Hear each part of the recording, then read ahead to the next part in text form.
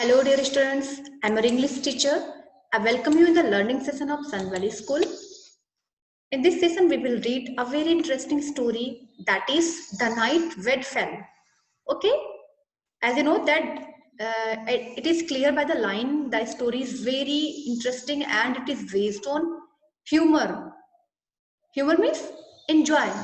Okay, so humor is the important fact of our life. Without humor, our life is boring. Okay, so before going the topic, we will know about the introduction of this story. A good sense of humor is an amazing quality to have. Means humor की जो quality है, humor means खुश रहना, हमेशा सभी को happy रखना, to make someone happy. It is very amazing quality. और ये क्वालिटी हर किसी के अंदर नहीं होता. सो हम में अगर ये क्वालिटी है तो it is very amazing and very good quality. If we can laugh in the face of adversities, we can face them better and more calmly.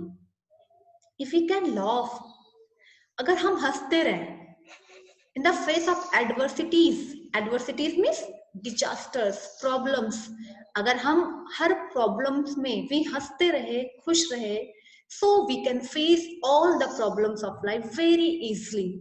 Okay, we can face them better and more calmly.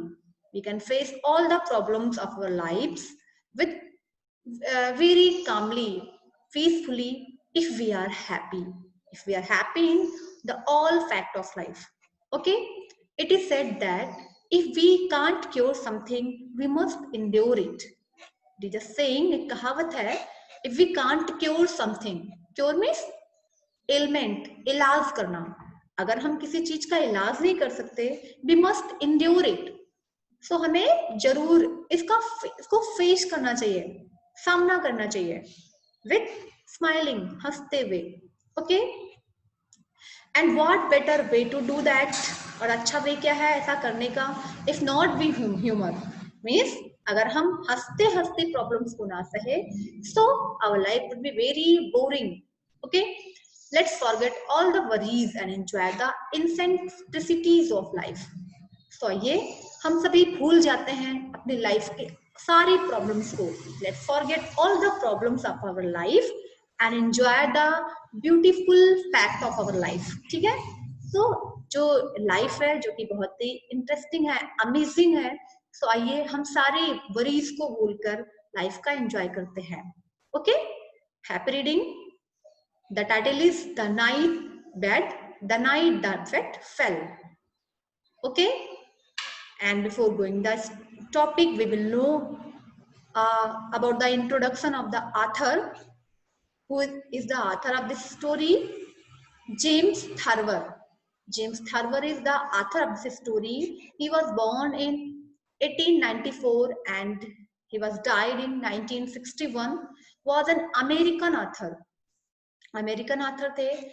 He was a cartoonist, a generalist and a playwright.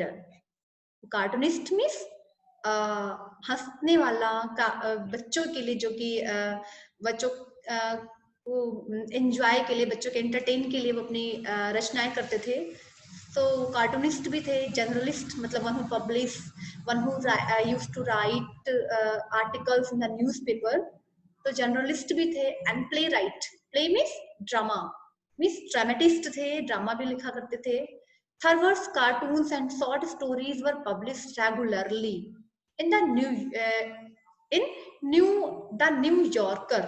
Okay, इनकी जो short stories थी उनका एक collection बना, जिस एक book में रखा गया, जिस बुक का नेम था द न्यू यॉर्कर. और ये बुक जो पब्लिश मतलब the new yorker, it's a type of magazine. इस मैगजीन में इनकी जो शॉर्ट स्टोरीज थी वो पब्लिश हुआ करती थी, प्रकाशित हुआ करती थी regularly. Okay, he went blind in both eyes.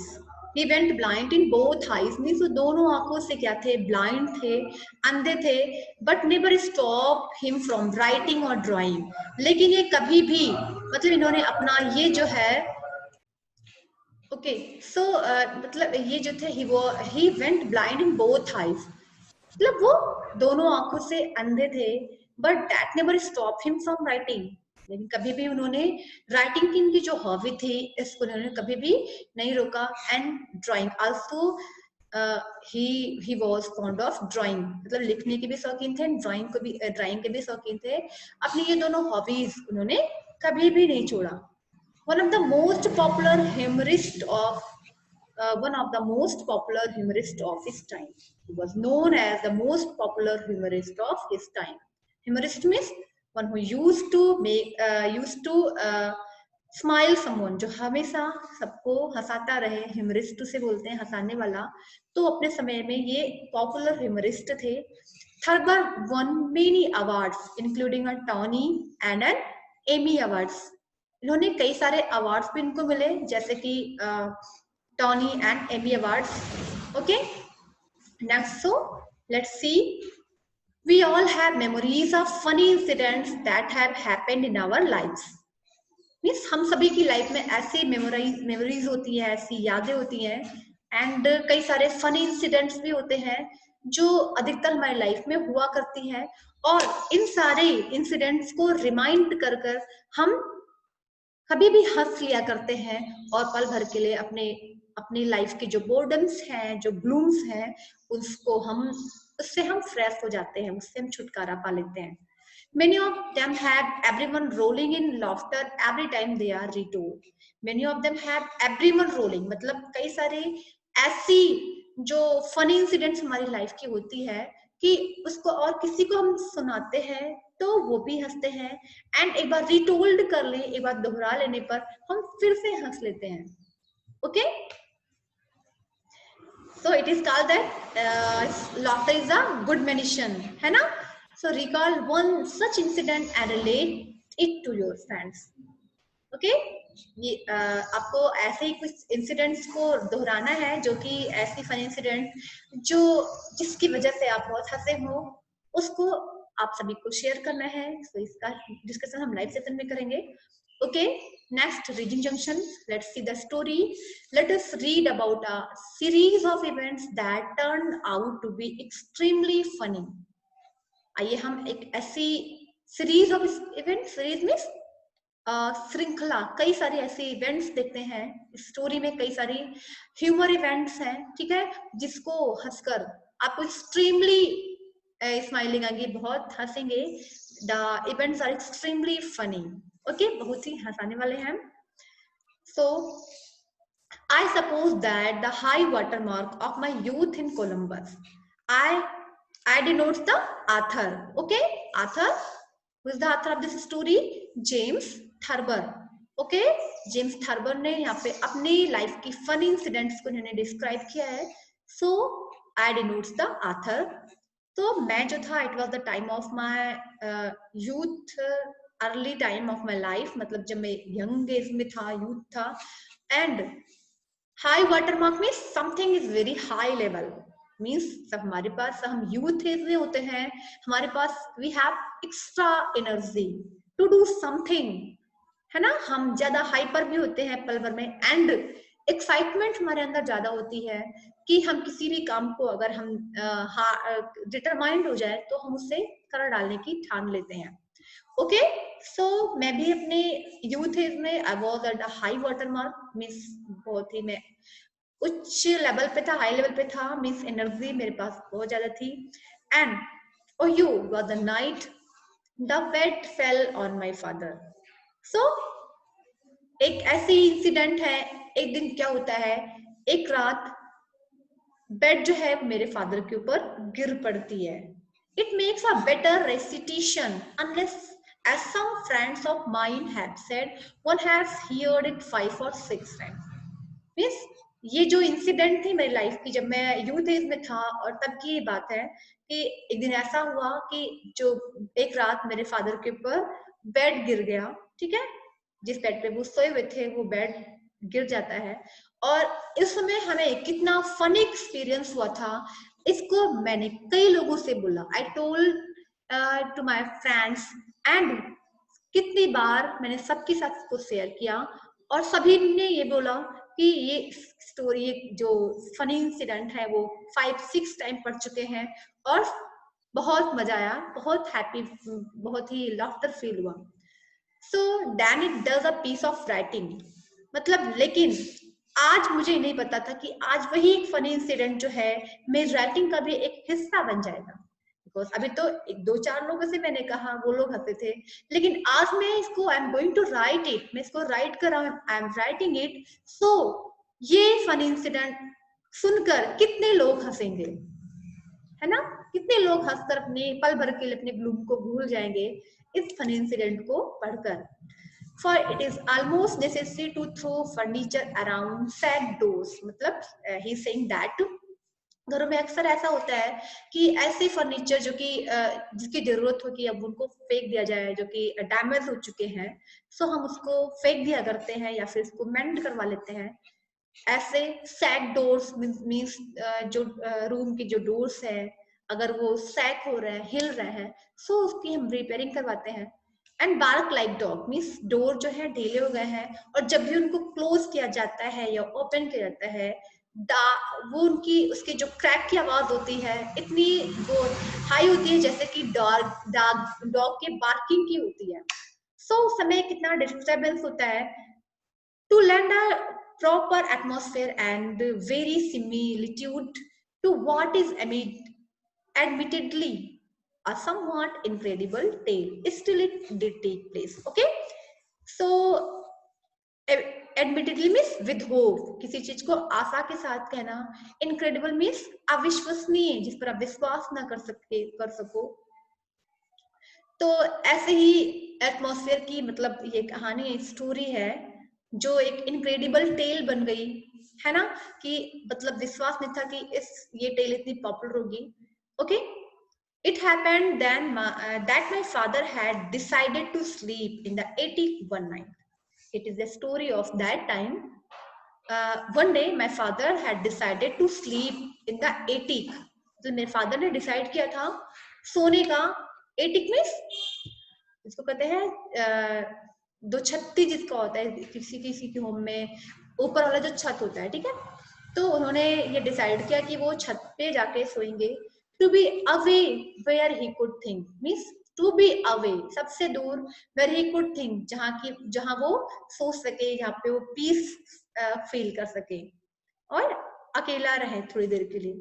My mother opposed the notion strongly. Notion means you can say idea, ठीक है? मेरी माँ ने इस नोशन को, इस आइडिया को स्ट्रांगली, इसका विरोध किया, because she knew that the bed is not good, it is the condition of damage. But she said my mother said that the wooden bed up there was unsafe. Old wooden bed means पुरानी लकड़ी की जो bed है वे unsafe है, कुछ भी हो सकता है। It was wobbly and that heavy headboard would crash down on father's head in case the bed fell and kill him. Means इसकी कंडीशन क्या थी? इट वॉज उबी। आपने देखा होगा ना कि कभी कभी जो कॉर्ड होते हैं जो ओल्ड हो जाते हैं वो एक तरीके से टाइट हो जाते हैं और उनका शेप जो होता है वो बिगड़ जाता है, और ऐसी कंडीशन में अगर आप उस पे कोई हैवी चीज रख देते हैं तो क्रैश हो सकता है। सो यही कंडीशन थी उस बेड की, वो उबी था, बहुत ही कड़ा हो गया था। एंड उस पे दूसरी चीज क्या थी? Heavy headboard. उसका जो हेडबोर्ड था वहां पे जिसको सिरहाने बोलते हैं, उस पे उसका हेडबोर्ड जो था वो बहुत ही हैवी था। उड crash down and mother had fear that it would crash down and father may got hurt. Father को चोट लग सकता है अगर वो क्रैश है, हिले और गिर जाए उसका हेडबोर्ड उनके सिर पे, तो जरूर इससे मतलब उनको काफी चोट आ सकती है। There was no disowning him. Disowning means किसी चीज पर कह सकते हैं ध्यान न देना, डिसओबी करना। There was no disowning him मतलब ये चीज, ठीक है, उनको रोक नहीं सका, ठीक है।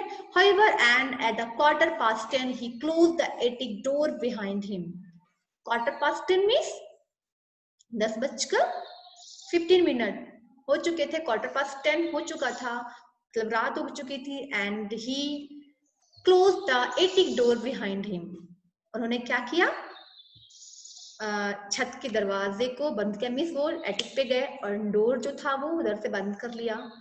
And went up the narrow twisting stairs. And he went up the narrow twisting stair. Narrow means पतला, ट्विस्टिंग मीन्स फोल्ड होना, मतलब घुमावदार. जो स्टेयर भी थी, जो सीढ़ियां थी जिससे वो एटिक पे जाते थे, स्टेयर भी थी, वो क्या थी, ट्विस्टिंग थी, पतली थी, जिससे अगर कोई बाई चांस टम्बलिंग हो जाए, लड़खड़ा जाए तो उसको चोट लग सकती है. और वो ट्विस्टिंग डोर से वो एटिक पे जाते हैं ट्विस्टिंग स्टेयर्स का यूज करते हुए. We later heard ominous cracking. Ominous means very dangerous, मतलब बहुत ही heavy and loud cracking. Crack means crack की आवाज, जैसे कह सकते हैं कड़कड़ाहट की आवाज जो आती है. सो वी लैटर, जब वो सोने चले हमने बाद में सुना, एक ओमिनस मीन्स एक डेंजरस, डराने वाली, स्कैरिंग, क्रैकिंग की जो साउंड थी वो आ रही थी. As he crawled into the bed, जैसे ही वो उस बेड पर सोने के लिए, क्रोल मीन्स लेटे, एंड जैसे वो क्रॉलिंग कर रहे थे, he was twisting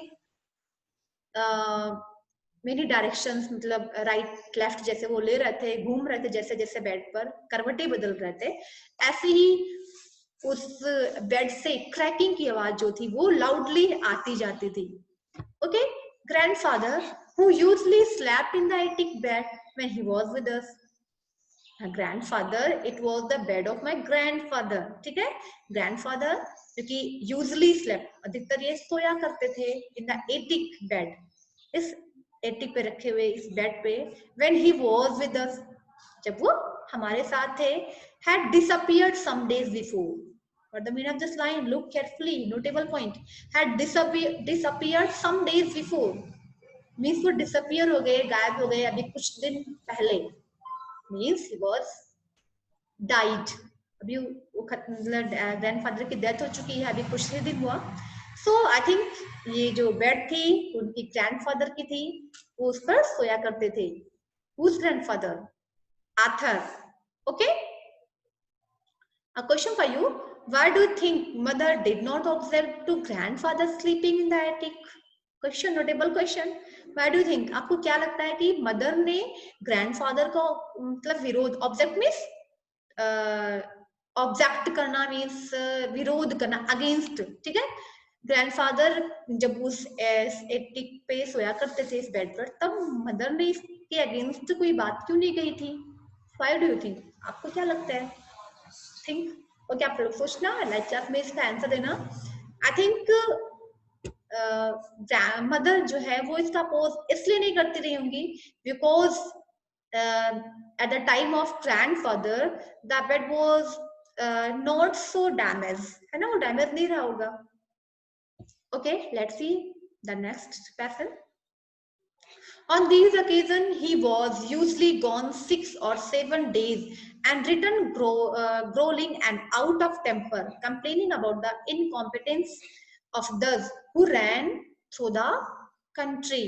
Occasion means chance and incompetence means जो used to complain, जो शिकायत किया करते हैं. ओके. जो कि हमेशा किसी को किसी भी चीज को लेकर जो इनकॉम्पिटेंट, मतलब अपनी अक्षमता, अपनी इनएबिलिटी दिखाते रहते हैं. Okay. Incompetence means inability. Okay. असहाय हो जाना, अक्षमता दिखाना. सो इन दिनों में it's the line. So the father की बात बताई जा रही है. he was usually gone 6 or 7 days. वो मतलब अधिकतर वो 6 and 7 days तक वो के बाद लौटते थे मेरे फादर. एंड ये ग्रोलिंग किया करते थे, मीन्स जब ग्रैंडफादर थे तब की बात है ये. और ये growl means to say something very loudly, growling, गुर्राते हुए, मतलब गुस्से में तेजी से बोलते हुए. And out the temper means, out of temper means to loss the temper means over angry condition में आ जाना. It is called out of temper. वो अधिकतर आउट ऑफ टेम्पर में हो जाया करते थे और ये कंप्लेनिंग करते थे about the incompetence of those who rain the country. मतलब ऐसे लोग जो कि विलेज को बुरा बताते हुए, विलेज छोड़ के, जो कंट्री में रहने के लिए अपने अपने कंट्री को छोड़कर वो बाहर रहने के लिए चले जाते थे, उनका विरोध करते हुए वो ये अक्सर अधिकतर ये विरोध क्या करते थे, who my father. Okay, let's see. We had visited us at this time a nervous first cousin of mine named Briggs Viol. We had visited us at this time. उस समय a nervous first cousin, मतलब मेरे पास एक cousin था, मतलब मेरा I have many brothers. मेरा जो first cousin था, मेरा पहला जो भाई था, mine, whose name was Briggs Viol, who believed that, मतलब उसको ये बिलीव था that he was likely to cease breathing when he was asleep. He was likely means चाहते हुए, cease means to conceive, कम कर लेना, रोक लेना, breathing मतलब सांस को रोक लेता है अपनी इच्छा से, when he was asleep, जब वो सोता है तो अपनी इच्छा से अपनी सांस को रोक लेता है, कम कर लेता है। वो इसको मतलब मेरे कजिन को इस बात का विश्वास था, वो हमेशा यही कहा करता था, उसकी हैबिट है। It was his feeling that if he were not awakened every hour during the night, he might die of suffocation. So इसके अंदर ये जो फीलिंग थी वो घर कर गई थी कि अगर उसको नाइट में एवरी आवर ना जगाया जाए तो he might die of suffocation, तो जरूर मर जाएगा, माइट जरूर से वो मर जाएगा। अब सफोकेशन मीन्स अस्थमा कह सकते हैं, ब्रीदिंग को, जहां पे ब्रीदिंग में डिफिकल्टीज आएंगी, सांस लेने में डिफिकल्टीज आएंगी, तो ये दम घुटने से जरूर मर जाएगा। He had been accustomed to setting an alarm clock to ring at interval. Accustomed means मतलब कह सकते हैं किसी को इसकी इंफॉर्मेशन देना। So मैंने उसको ये समझाया, सजेस्ट किया कि वो अलार्म सेट कर देगा, ठीक है, at the interval until morning, सुबह तक वो एक प्रॉपर इंटरवल पे, प्रॉपर गैपिंग के बाद वो अलार्म बजती रहेगी, so that he would awake, वो जग जाया करेगा। Okay, but I persuaded him to abandon this, मतलब मैंने परसुएडेड मीन्स मैंने उसको सजेस्ट किया, गारंटी दिया उसको, इस तरीके से इसको ढांढस बताते हुए, इस प्रॉब्लम को छोड़ दो, मुझ पे छोड़ दो। He slept in my room, वो मेरे रूम में सोया, and I told him that I was such a light sleeper that if anybody quite breathing, I told him that I was such a light sleeper, मैं जो था light sleeper means जो कि बहुत ज्यादा गहरी नींद में ना सोकर हल्की नींद लेते हो, और किसी भी तरीके से अगर कोई नॉइज आती है तो जग जाने वाला। Okay, so I told him that I was a light sleeper, that if anybody quite breathing in the same room with me, अगर मेरे साथ मेरे रूम में कोई तेजी से ब्रीदिंग ले रहा है, I would wake instantly. Instantly means continue, लगातार मैं जगता रहता हूँ। He tested me, उसने मेरा टेस्ट लिया। The first night, पहली रात, which I had suspected he would, by holding his breath after my regular breathing had convinced him I was asleep. He tested me the first night. उसने पहली रात, मतलब मुझसे मिलने आया हुआ था ना, so उसने मुझसे पहली रात मेरे टेस्ट लिया, which I had suspected, मतलब जो मैंने suspected रखा था कि वो ऐसा करने वाला है। He would by holding his breath, वो अपनी breath को रोके हुए था, मतलब सांस, क्योंकि उसने बोला था ना कि वो अपना जो ब्रीदिंग है वो फ्रीज कर लेता है जब वो सोता है, तो अपनी ब्रीदिंग को उसने क्या किया था, होल्ड किया था, रोक रखा था। आफ्टर मैं रेगुलर ब्रीदिंग, मतलब ये देखकर कि मैं रेगुलर ब्रीदिंग ले रहा हूँ, means he thought that I was sleeping, had convinced him that I was sleep, तो मैं रेगुलर कंटिन्यू ब्रीदिंग ले रहा था, और इससे मेरी इस जो रिएक्शन थी उसको ये फील हुआ, आई वाज स्लीप, कि मैं सो रहा हूँ। Okay, do you think the narrator was telling the truth of Briggs? Yes, I was not asleep, however, and called to him. This seemed to allay his fears a little. Allay means किसी को शांत करवाना, चुप करवाना। Okay, I was not asleep. मैं सोया नहीं था, however, and I called to him, मैंने उससे बुलाया, this seemed to allay his fears a little. Miss ऐसा लगा कि मैं उसके अंदर ये फियर होता था, ये डर होता था, मुझे लगा कि मैं उसके फियर को शांत करवा रहा हूँ. But he took the precaution of putting a glass of spirit. लेकिन वो अपने डर को खत्म करने के लिए वो क्या करता था, he took the precaution. Precaution means रोकथाम. ये वो प्रिकॉशन ले बैठा था कि एक ग्लास में वो क्या रखे, उसकी ये थिंकिंग थी कि जो भी रात को कोई स्पिरिट आती है, उसके अंदर ये भी एक हॉबी थी कि रात में कोई आत्मा आती है जो इसकी वजह से उसकी जो सांसें हैं वो रुक जाती हैं. ओके. और जो उसकी ब्रीदिंग रुकती है, इसका मीन्स क्या हुआ कि एक आत्मा आती है जो उसकी ब्रीदिंग को रोक देती है. तो इसके लिए वो कुछ प्रिकॉशंस लेके बैठता था, मीन्स रोकथाम, उसकी उस स्पिरिट को रोकने के लिए कुछ आइडियाज लगा के बैठता था. वो आइडियाज क्या थी, लेट्स सी, देखते हैं हम. Of camphor, a little table at the head of his bed. He threw camphor. Camphor means camphor is a things that is used to in for the worship. पूजा में use करते हैं camphor, Kapoor. तो वो camphor ले होता था and glass में उसको रखकर वो अपने हेड पे, अपने तकिए के नीचे, पिलो के नीचे, छोटे से table, sorry, camphor on the little table at the head of his bed. मतलब अपने बेड के पास छोटा सा वो टेबल रखता था और ग्लास में उस कैम्फर को रख देता था. In case I didn't arouse him. और ऐसी केस में मैंने उसको जगाया नहीं. Him until he was almost gone. जब तक कि वो बिल्कुल चला ना जाए, मतलब नींद में. He said he would sniff the camphor, a powerful reviver. उसने बोला कि जब भी ये स्पिरिट आएगी तो वो क्या करेगा, कैम्फर को स्निफ कर लेगा. इससे मीन्स सूंघना. And it is a powerful reviver. Reviver means नवजीवन देने वाला. तो एक पावरफुल रिवाइवर है जिसको उससे अच्छी नींद आ जाएगी और उससे वो छुटकारा पा जाएगा. Briggs was not the only member of his family who had this crotchet.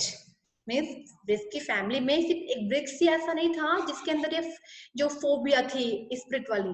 But crochet means भय, स्केयर, मतलब ऐसी चीज का भय जो कि ना हुआ हो, उसके बारे में सोचना कि ऐसा होगा, फोबिया कह सकते हो. ओके.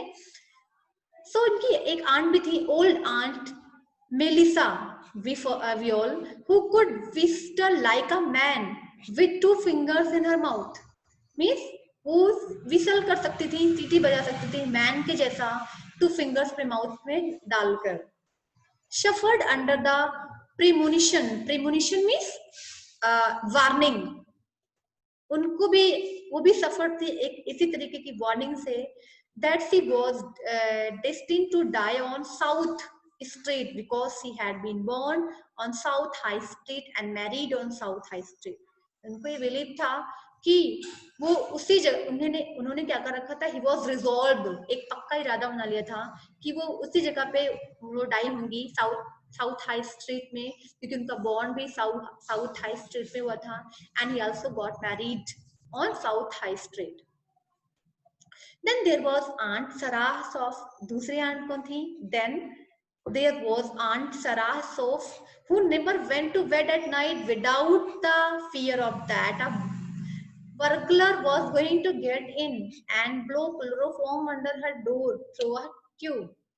देखिए यहाँ पे किस तरीके से एक दूसरे के फोबिया को दिखाया जा रहा है. Briggs also suffered from the phobia and also Aunt Melissa suffered from the phobia. Aunt Sarah Sof also suffered from the phobia. उनको क्या भय था?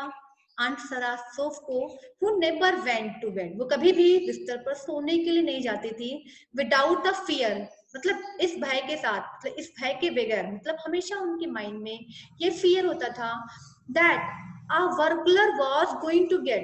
burglar means looter, thief, जो कि दौड़ को कट करके चोरी से घरों में जाके चोरी करते हैं.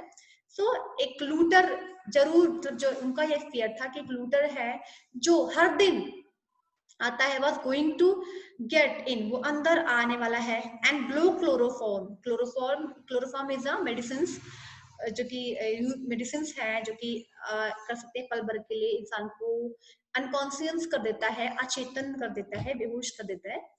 सो वो आता है क्लोरोफॉर्म जलाकर उसके अंडर हर डोर, मतलब डोर दरवाजे के नीचे जला देता है थ्रू अ ट्यूब, एक ट्यूब से लेकर।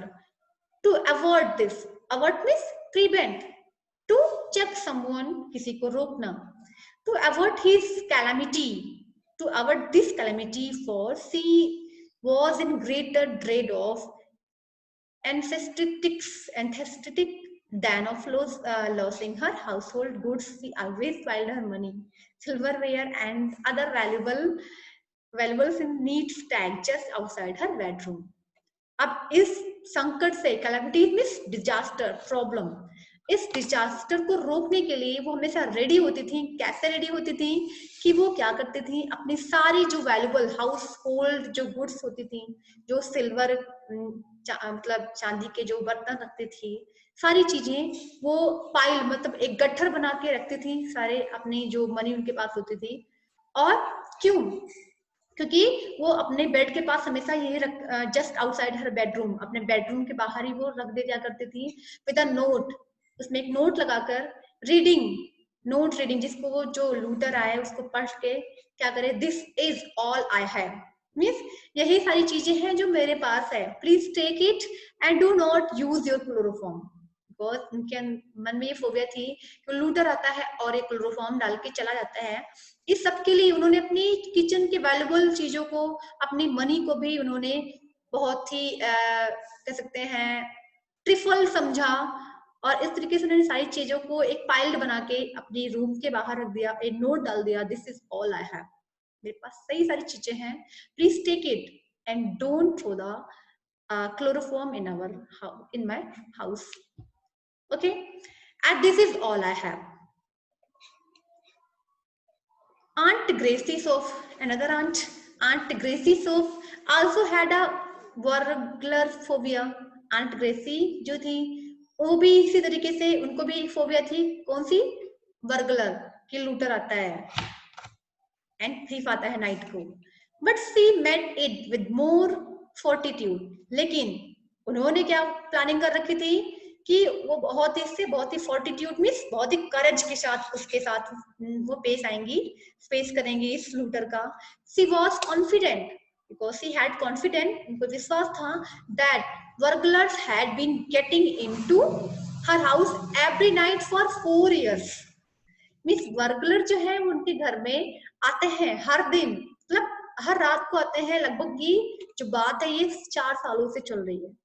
The fact that she never missed anything was to her no proof to the contrary. लेकिन फैक्ट क्या था उनके पास, इसका कोई प्रूफ नहीं था कि इसको एक कंट्री में सभी को इन्फॉर्म कर सके। She always claimed that she scared them off before they could take anything. हमेशा ये दावा किया करती थी कि she scared मतलब वो अपने अंदर कह सकते हैं करेज रखी थी कि वो उससे फाइट करेंगी, उसको हरा देंगी, उसको डरा देंगी, क्या करते हुए, before they could take anything, मतलब वो कुछ ले जा सके इसके पहले ही वो उस लूटर को, उस बर्गलर को डरा देंगी। बाय थ्रोइंग, क्या करते हुए, by throwing shoes down the hallway, मतलब अपने शूज को फेंक कर। When she went to bed, जब वो सोने के लिए रात को जाती थी बेड पे, सी पाइल्ड मीन्स उन्होंने भी, वो भी क्या करती थी, सी यूज्ड टू पाइल्ड, वो गट्ठर बना के रख दिया करती थी, where she could get at them handily means सारे ऑल द शूज, सारे शूज को वो इकट्ठा रखती थी। They were all about her house, जो भी उनके घर में जितने भी शूज थे, जितने भी फुटवियर थे, वो सब कुछ एक गट्ठर बना के रखती थी कि जैसे ही वो एंट्री करेगा तो उससे उसको चोट करेंगी। 5 minutes after she had turned off the light, और सोने के 5 मिनट के बाद वो उन्होंने she turned off the light, light बुझा दिया। She would sit up in bed, वो सोएंगी, मतलब सोया करती थी हर दिन, क्योंकि ये हैबिट थी, और वो सोया करती थी ये कहकर हार्क, मतलब इट्स अ टाइप ऑफ कह सकते हैं हाइम्स, एक मंत्र पढ़कर। Her husband who had learned to ignore the old situation as long ago as 1903, means उसके हस्बैंड जो थे, he never believed for that fact, किसी चीज पे विश्वास नहीं करते थे और इन सब बातों को वो इग्नोर किया करते थे। लगभग 1903 की ही बात है। तो पहले कभी भी उनकी बातों पर ही विश्वास नहीं करते थे। would either be sounds asleep or pretend to be sound asleep, वो हमेशा इनसे बचकर, जब भी वो कहा करते थे सारी चीजें, वो सोने का बहाना करते थे। और कैसे? साउंड एस्लीप, गहरी नींद में होने का बहाना कर लिया करते थे, या तो होते थे, और या फिर he used to pretend to be sound sleep, means या तो ये सोते रहते थे या फिर गहरी नींद में होने का वो प्रिटेंड करते थे, बहाना करते थे। In other case he would not respond, इन सब की इस सारे केस में वो कभी भी रिस्पॉन्ड अपना नहीं देते थे। Okay students, look at the picture, aunt is throwing her shoes and there many shoes are fallen. Okay, बाकी की स्टोरी पढ़ेंगे नेक्स्ट सेशन में। आज के लिए इतना ही। Take care and good bye.